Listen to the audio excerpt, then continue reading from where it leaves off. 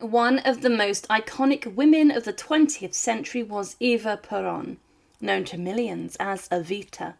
She rose from poverty to become the First Lady of Argentina, and for many inside of the country, she was a source of inspiration and hope. Her life was full of drama, passion and controversy, and she passed away at just 33 years of age. And her death shook her country to the core and created a legend of her. She ran a number of ministries and created foundations that championed women's rights, but her death from cancer brought an end to her work, and she was given a state funeral after her death. But what is not as well known is that her body was embalmed very publicly, with photographs being shown in the world's media, and her body actually went missing and it was taken. But it was later discovered, and there were some shocking allegations made about what occurred and happened to it. In this video, we look at why the coffin of Evita was taken and what was found when it was opened. And to support our channel, please make sure to subscribe. Before discussing her death, it is important to understand who Eva Peron was and why she meant so much to people. Born Maria Eva Durarte in 1919, she grew up in poverty in rural Argentina. At a young age, she dreamt of escaping her circumstances, and at 15, she moved to Buenos Aires. There she worked as an actress, slowly gaining recognition in radio and film, and her life changed forever in 1944 when she met Juan Domingo Perón, a rising army officer and politician. The two married in 1945, and when Perón was elected president of Argentina the following year, Eva became the First Lady. Evita, as she was affectionately called, threw herself into politics and charity, and she founded the Eva Peron Foundation, which built hospitals, schools and homes for the poor. She also fought for women's rights, helping secure the vote for Argentine women in 1947.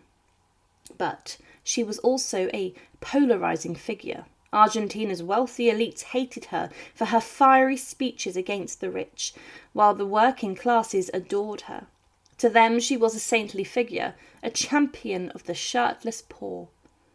By the early 1950s, Eva was at the height of her power and popularity.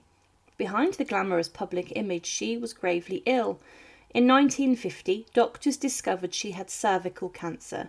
At first, the illness was kept secret as the Peron government feared the impacts on politics. Eva's health declined rapidly. She lost weight, was often in pain, and grew weaker by the day. Despite this, she continued to work tirelessly. She pushed through speeches, public appearances, and charity work, even when she could barely stand. In 1951, Peron was running for re-election, and Eva was urged by her supporters to run as vice president. She wanted to accept, but her illness made it impossible. In a famous emotional speech, she tearfully declined, saying she needed to devote herself to the poor. Her body simply could not handle the strain of politics any longer. By the early 1952, Eva Peron was bedridden. She weighed less than 40 kilograms, about 90 pounds, and was kept alive with strong painkillers, including morphine. She was so frail that she had to be strapped to her husband during public appearances so she wouldn't collapse while standing beside him. Her last public act was attending Peron's second inauguration on June 4th, 1952. Dressed in a heavy fur coat despite the warm weather, she stood at his side. She was too weak to walk on her own, and a hidden framework under her clothes helped her remain upright. It was a haunting image, a once vibrant woman now reduced to a living symbol. Eva Peron died less than 2 months later, on July 26, 1952, at the age of 33. The official cause was cervical cancer. The announcement was broadcast across Argentina, and the nation went into immediate mourning. The death of Evita was unlike anything Argentina had ever seen. For the poor, she was not just a political figure, she was a saint, a saviour, almost a religious icon. As the news of her death spread, crowds flooded the streets of Buenos Aires. Church bells tolled, radio stations played solemn music, and newspapers printed her image in black borders of mourning. For days, hundreds of thousands of Argentinians queued to see her body lying in state. People fainted in the crowds, some were crushed in the massive gatherings, and there were even deaths as people pushed forwards in desperation to pay their respects. It is estimated that more than 3 million people came to her funeral, making it one of the largest in history. Mourners wept openly in the streets, many carried portraits of Evita, and some even cut off locks of their hair to leave by her coffin. What happened next is one of the most unusual parts of Eva Peron's story. Her husband, President Peron, wanted her body preserved so she could remain forever a symbol of the people. The embalming was carried out by a Spanish doctor, Dr. Pedro Alra, who was a master of preservation techniques. He worked for months to embalm her body so perfectly that it appeared as if she was simply sleeping. Her skin remained soft and lifelike, and her face looked peaceful. Pedro's art also replaced her blood with glycerin in order to preserve the organs and give the appearance that Evita was in a constant state of artistically rendered sleep. The plan was to build a massive monument to house her body, where people could come and pay their respects forever. But history took a darker turn. In 1955, just 3 years after Eva's death, Joan Peron was overthrown in a military coup. The new regime despised everything connected to Peron and his wife, and to prevent her from becoming a rallying symbol for Peronist supporters, the military secretly removed Eva's embalmed body from display. For years, her body disappeared. Rumours swirled. Some said it had been hidden in a cinema, others that it had been smuggled out of the country. In reality, the military eventually shipped her remains to Italy, where she was buried under a false name in Milan. Specifically, she was buried in a crypt under the name of Maria Maggi de Magistris, but it was apparent that her body had been damaged during its transport and storage, and that her face had been compressed and one of her feet had been disfigured too, as the body had been left in an upright position.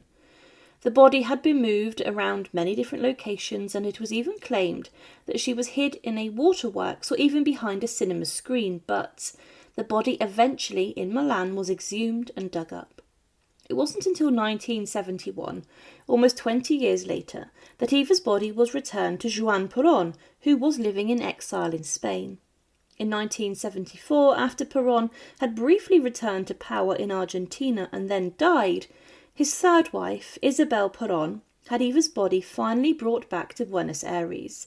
But before the burial, the coffin was opened again to try and restore the body to its previous state. The man who did this claimed that there was a large dent in the nose, and there were blows to the face and chest and marks on the back. The head had also been a serious blow to one knee, but I don't think she had been whipped. Domingo Telechia was the man who performed the restoration work and had said the feet were in a bad way. She had one part where there was a wound, that the body had looked pretty ugly. Eventually, he managed to leave Eva Peron looking serene, as if she was resting peacefully. And today, Eva Peron rests in Dorot family tomb in the Recoleta cemetery, one of the most famous cemeteries in the world.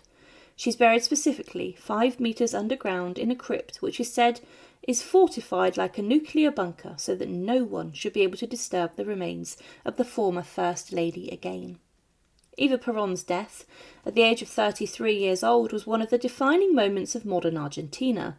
Her final months showed her incredible willpower as she fought to remain at her husband's side despite unbearable pain.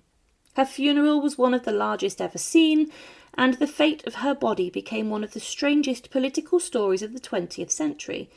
To millions, she was more than a first lady. She was Evita, the champion of the poor. In life, she was adored and hated in equal measure.